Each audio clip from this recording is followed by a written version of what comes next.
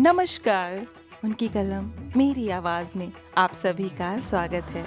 आइए सुनते हैं कहानी एक स्त्री के कारनामे, जिसे लिखा है सूर्य बालाजी ने। मैं औसत कद काठी की लगभग खूबसूरत एक औरत हूँ, बल्कि महिला कहना ज़्यादा ठीक होगा। सुशिक्षित, शिष्ट और बुद्धिमती, बल्कि बौद्धिक कहना ज़्यादा ठीक होगा। शादी भी हो चुकी है और एक अदद लगभग गौरव वर्ण सुदर्शन स्वस्थ पूरे 5 फुट 11 इंच की लंबाई वाले मृदुभाषी मितभाषी पति की पत्नी हूँ।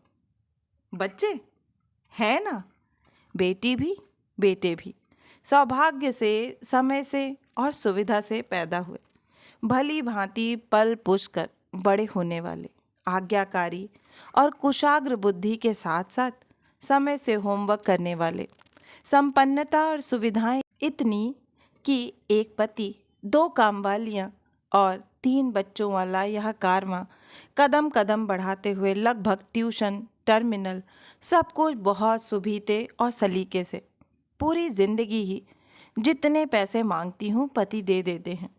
जहाँ जाना चाहती हूँ पति जाने देते हैं।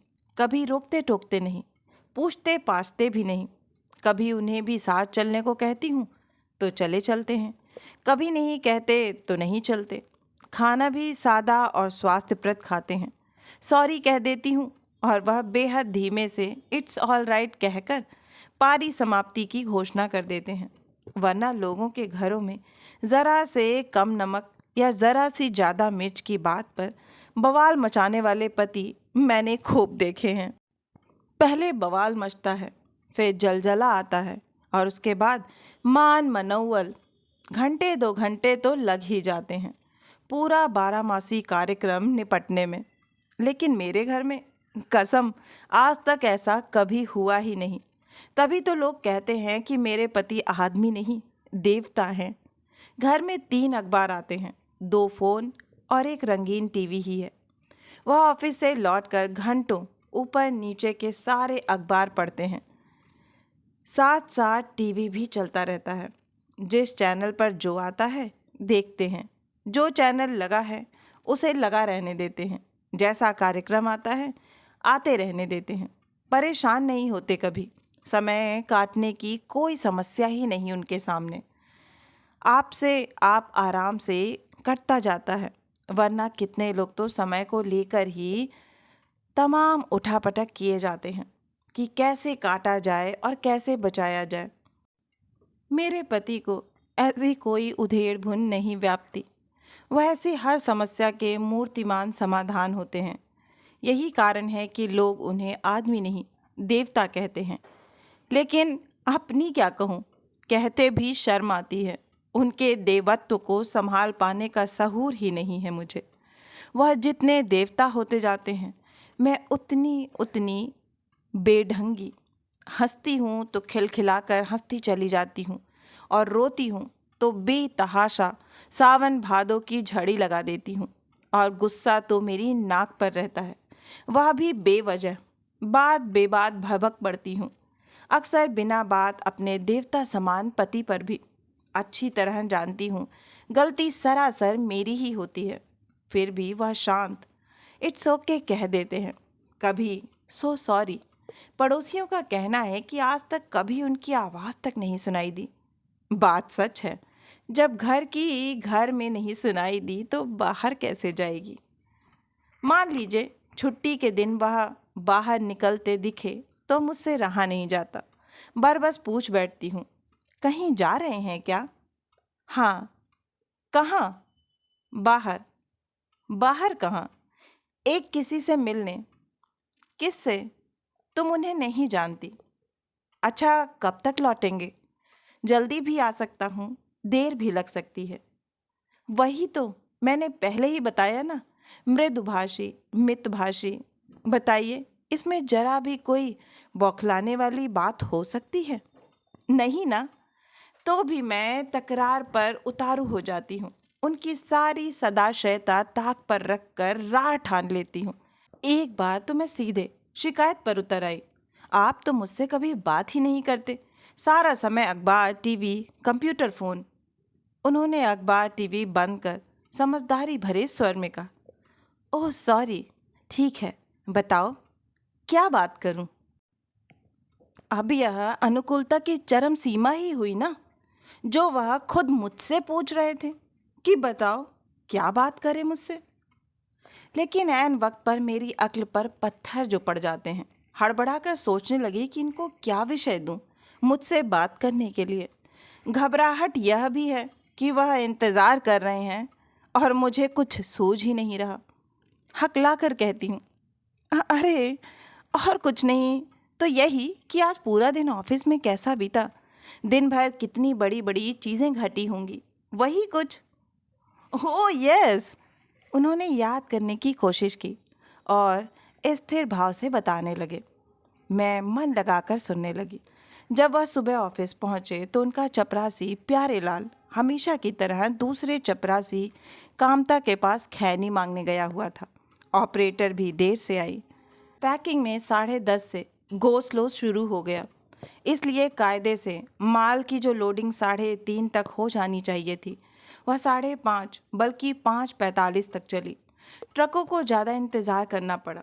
पैकिंग डिपार्टमेंट और लोडिंग वालों के बीच इस सब को लेकर तनातनी रही। कैशियर बरुआ ने छुट्टी बढ़ा ली। बहुत से बिलों का भुगतान रुक गया। बीच में 1.5 घंटे बिजली गायब रही।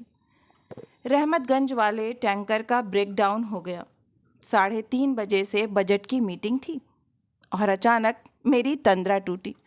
पति पूछ रहे हैं, और बातें करूं कि बस? उफ, मैं तो भूल ही गई थी कि मैंने उन्हें बातें करने के लिए कहा था और वे इतनी देर से मेरा कहा मानकर दिन भर चले कार्यकलापों का विवरण दे रहे थे, जबकि मैं शायद बीच में झपक जाने या कुछ और सोचने लग जाने की वजह से कुल 1-2 वाक्यों से ज़्यादा कुछ ठीक से सुन समझ नहीं पाई थी। अब यह तो मेरी ही बेअदबी की हद हुई ना, कि खुद ही पूछे जाने वाले सवालों के जवाब सुनने की जगह उबासियां लेती कुछ और सोचती झपकती रही। लेकिन वह अब भी पूछ रहे थे कि क्या कुछ और बातें की जाए। हार कर एक रास्ता निकाला, जाने दीजिए, आप थक गए होंगे, मैं चाय बनाती हूँ। बनाऊँ? वे मेरे मना कर देने पर निश्चिंत भाव से टीवी देखने लगे थे। मेरा कहा सुन ही नहीं पाए। मैंने रुककर थोड़ा इंतज़ार किया, फिर पूछा, चाय बनाऊं, पिएंगे? तब उन्होंने शांत भाव से कहा, हाँ पी लूँगा। मैं अच्छी खासी समझदार पत्नी की तरह किचन में गई, पतीला गैस पर चढ़ाया। इतने ही में बस पता नहीं क्या हुआ कि मेरे अंदर झल्लाहट का भपका सा आ गया, एकदम पागलपन के दौरे की तरह, जैसे दिल दिमाग की सारी समझदारियाँ धड़ाधड़ ध्वस्त पस्त होने लगे।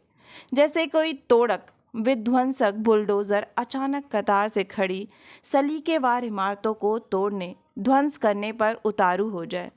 इस तोड़क दस्ते का आक्रामक संचालन भी मैं ही कर रही हूँ और इसे जो कुछ थोड़ा बहुत सुन समझ पड़ रहा है उसका आशय है, पी लूँगा। क्या मतलब, कोई एहसान करोगे क्या मुझ पर? कायदे से यह नहीं कह सकते थे कि हाँ हाँ बनाओ ना, मेरा भी दिल कर रहा है चाय पीने का। या फिर यही कह देते कि ऐसा करो, जरा अदरक काली मिर्च भी डालकर तड़कदार बनाओ, ठीक? इस किस्म की सारी इबारतें नाजायज, सारे निर्माण अवैध, सब गिरे ढहे ध्वस्त पस्त। मलबे पर सिर्फ एक मनहूस सा शब्द टंगा है, पी लूँगा। लेकिन यह सब मेरे अंदर वाले लोक की माया है। बाहर तो गैस पर चाय का पानी खौल रहा है और ट्रे में बदस्तूर शुगर पॉट और मिल्क पॉट के साथ चाय की प्यालियाँ सजी हैं। अचानक फिर से मुझे जाने क्या होने लगा है। चाय का पानी मेरे अंदर खौलने लगता है। बर्नर की लपटें और तेज़ी से लपलपाने लगती हैं। यहाँ वहाँ सब कुछ दहकने तपने लगता है। दिल दिमाग बेकाबू, एक वहशी उत्तेजना की चपेट में। और अचानक मैं खुद को रोकते न रोकते चाय की पत्ती और कुटी अदरक के संग पूरे चम्मच भर काली मिर्च को बुकनी खौलते पानी में डाल देती हूँ। और अब मैं सांस रोक धड़कने समेट कर उन्हें चाय का पहला घूंट लेते देख रही हूँ। अब बोले, अब सब उफ, मैं ज़्यादा इंतज़ार नहीं कर पाती। क्यों? क्या हुआ? मैं लगभग बेसब्र होकर पूछ बैठती हूँ। काली मिर्च कुछ ज़्यादा पड़ गई है ना? बोलो, बोलो ना। हाँ, तो? मैं धड़कनें रोककर पूछती हूँ। It's all right. क्या? मुझे अपने कानों पर विश्वास नहीं होता। मेरा मौन वहशियाना हो उठता है। बात बात कैसे नहीं? साफ साफ क्यों नहीं कहते कि काली मिर्च झुकी हुई है चाय में? चाय चरपरी नहीं बल्कि मिर्च का शोरबा है। और यह शोरबा मैंने बनाया है जानबूझकर, जिससे घर में बिछी बर्फ की सिल्लियाँ चकनाचूर हों। बर्फ पिघले तो पानी बहे और हवा हिलकोरे तूफानी ही सही। हवा, पानी, बर्फ और तूफान, बादल और बिजली, सब कुछ एक अष्ट धातु की सांचों में ढली मूरत। चिटके और हांस मार के एक साबुत आदमी से सामना तो पड़े। लेकिन मैं इंतज़ार करती रही। कोई तूफान नहीं आया, कोई बिजली नहीं कड़की, ना बादल, ना बारिश ही। ग्लानि से भरी मैं चुपचाप उठी। मैंने अपने आप को कहते हुए सुना, सॉरी, मुझसे काली मिर्च की बुकनी ज़्यादा पड़ गई। दूसरी बनाकर लाती हूँ। और ट्रे उठाकर चल दी। आपको अपनी आंखों पर विश्वास नहीं आता ना? मैं खुद हक्की बक्की हैरान सी देखती हूँ। मेरे देवता समान पति और मैं शांति से साथ साथ चाय पी रहे हैं। अभी आप सुन रहे थे कहानी एक स्त्री के कारनामे। आशा है कि यह कहानी आपको बहुत ही पसंद आई होगी। अगर कहानी पसंद आई है तो मुझे प्रोत्साहित करने के लिए एक लाइक करें, अपनों के साथ ज़्यादा से ज़्यादा शेयर करें। नीचे कमेंट बॉक्स में कमेंट करके बताएं कि आपको कहानी कैसी लगी। और अगर आप इस परिवार का हिस्सा बनना चाहते हैं तो इस चैनल से जुड़ें और इसे सब्सक्राइब करना ना भूलें। और हाँ, नोटिफिकेशन बेल ज़रूर दबाएं, जिससे आगे आने वाली हर कहानियाँ आपको समय पर मिलती रहें। फिर मिलती हूँ एक नई कहानी या कविता के साथ। तब तक के लिए आप सभी का कहानी सुनने के लिए बहुत बहुत धन्यवाद।